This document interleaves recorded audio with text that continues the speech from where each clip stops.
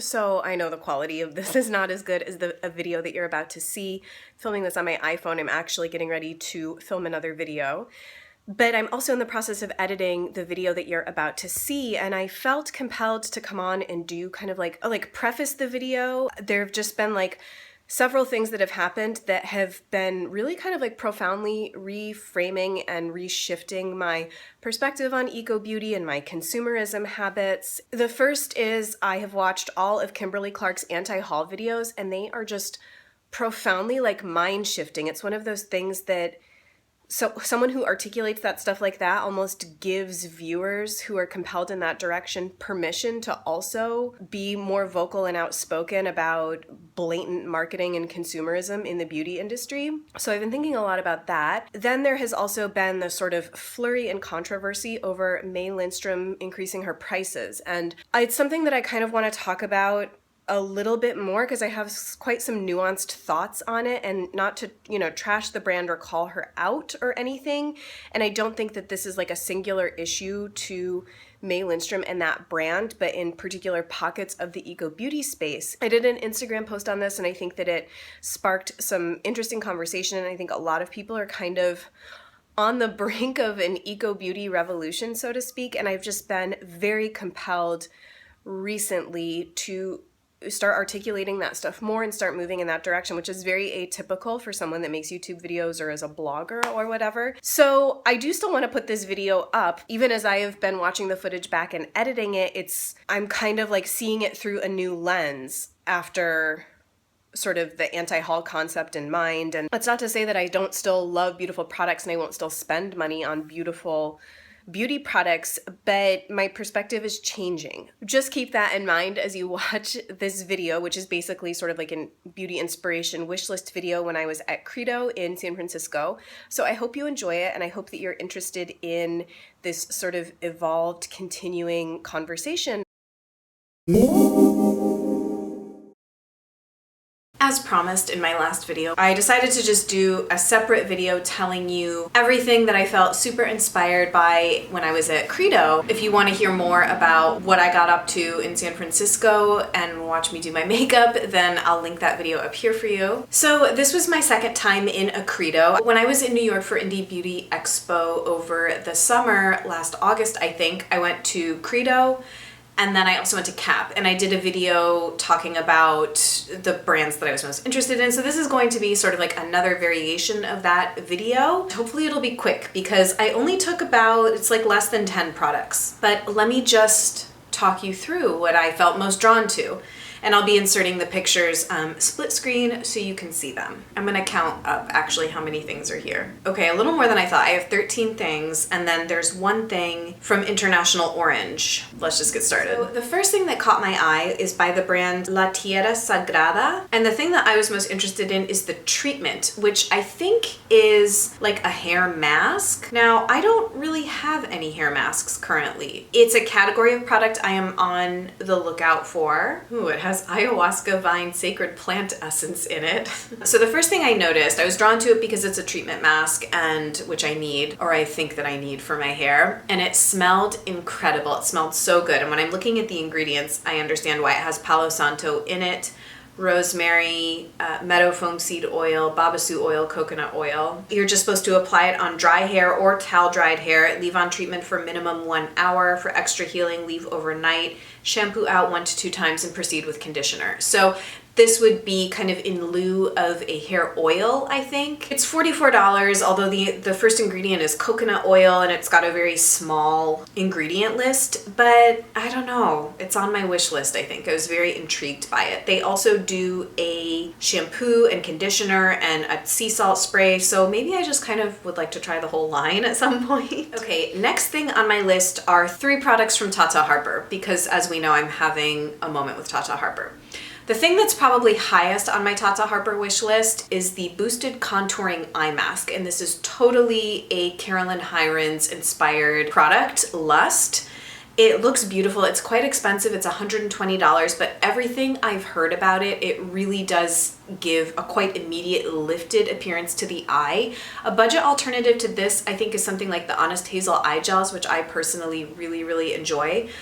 But for a splurge, I think I would consider getting this eye mask. I think they have also since changed the packaging into a pot, which I know it was sort of problematic to get it out of the squeezy tube container. And then there are two cleansers from Tata that I'm really interested in. The Nourishing Oil Cleanser, just because I love oil cleansing, balm cleansing as a first cleanse at night. And then as far as like a second cleanse out of her whole range of cleansers, I think the Purifying Cleanser is the one that seems most appealing to me. She also does the Regenerating Cleanser, which is like a bestseller, the Refreshing Cleanser. I don't want one with an acid in it.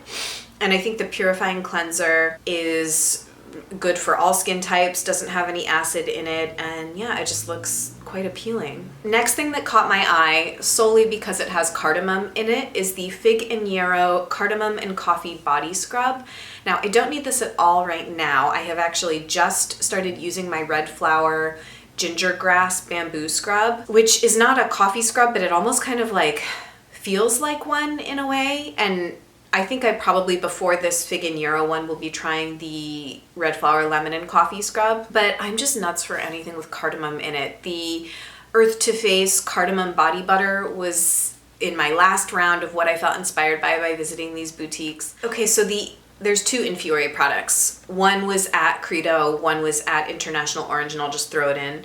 So the thing that was at Credo is the Infiore Age Defying Moisture Complex Creme de Fleur. So this is part of this whole thing that I promise I will tackle. I'm going to do a lineup on face oils and serums and also talk about my evolving thoughts on using face oils. I've been more interested than I have been in a very long time in like incorporating a traditional moisturizer into my skincare routine and not just relying so exclusively on oils and balms, anhydrous balms. I can't like deal with all of that here. I promise I will tackle that in a video soon, but I've really been enjoying having the Tata Harper, do I have the Rebuilding or the Reparative? Why am I blanking? I think I have the Reparative moisturizer. I have one of them. I'll make an annotation. I've really been enjoying having that as part of my routine. And so Infiore does kind of a more traditional moisturizer, this creme de fleur, and it was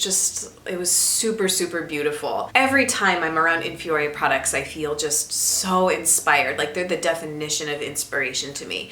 And then from my facial, which I talked at length about in my last video, so it's the Lucence Illuminating Floral Extract Serum. So it would be a serum step. Maybe once I finish my Complex de Fleur, I'll go for the Lucence. It's a brightening floral extract serum created from luminosity boosting florals and herbs to bring your skin to a radiant bloom. It's also $130, so it's quite an investment. They might do a traveler size.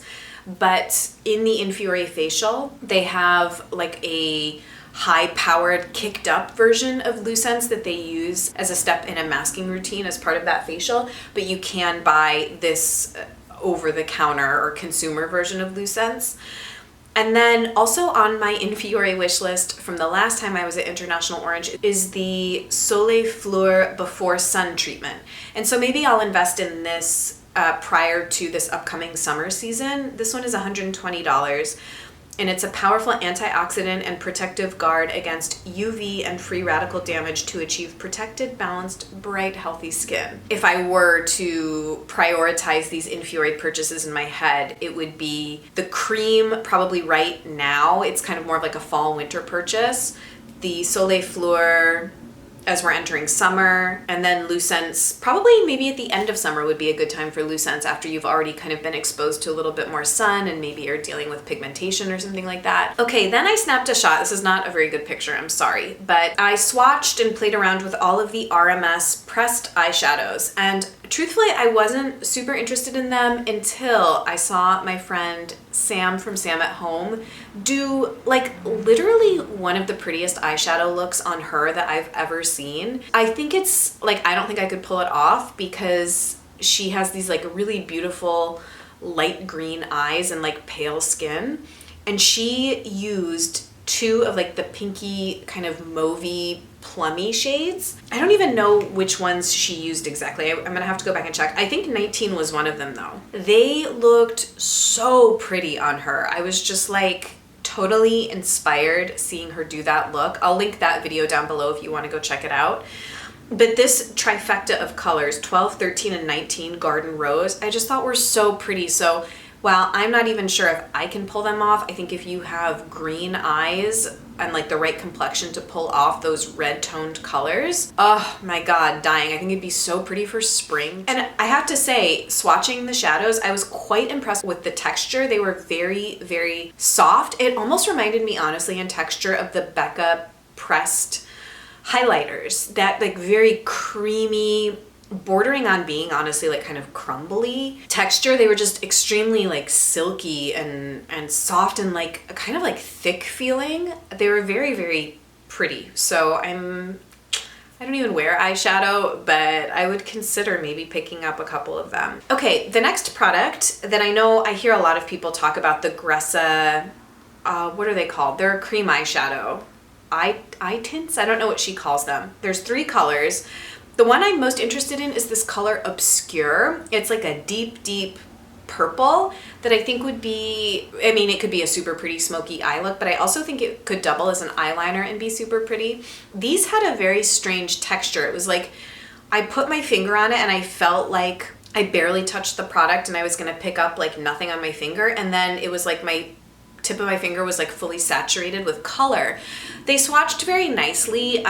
They feel very, very lightweight. So as opposed to the RMS pressed powdered shadow, this cream formula was almost like kind of honestly how I would imagine if you press down on like a cushion compact. It's like you press and you get a bunch of pigment coming through. It felt very soft and light and not wet at all. I'm curious to try. I know other people have reviewed these saying they don't crease. I personally think on me they probably will, because I'm very prone to eye products creasing on me. Perhaps with primer they wouldn't. I have eyes that really eat eye makeup, very oily eyelids, prone to creasing. It's just like my eye shape. Yeah, so I think maybe it's time for me to try one of these. I do think they're kind of overpriced, to be honest. Along the same vein of being sort of overpriced, I would like to also try one of the Rituel de Fille eye soots, I believe they're called, and they also do one in this like beautiful deep purple. I don't know why all of a sudden I'm feeling like very into like this dark, deep, intense purple look on the eyes. So I'm considering picking up Obscure and then the Rituel de Fille eye soot, I forget the name, and maybe doing like a comparison video or something. Next thing I thought that seemed really interesting is the MV Organic Skincare Signature Mineral Mask. They do a more detoxifying version, and then they do this signature version.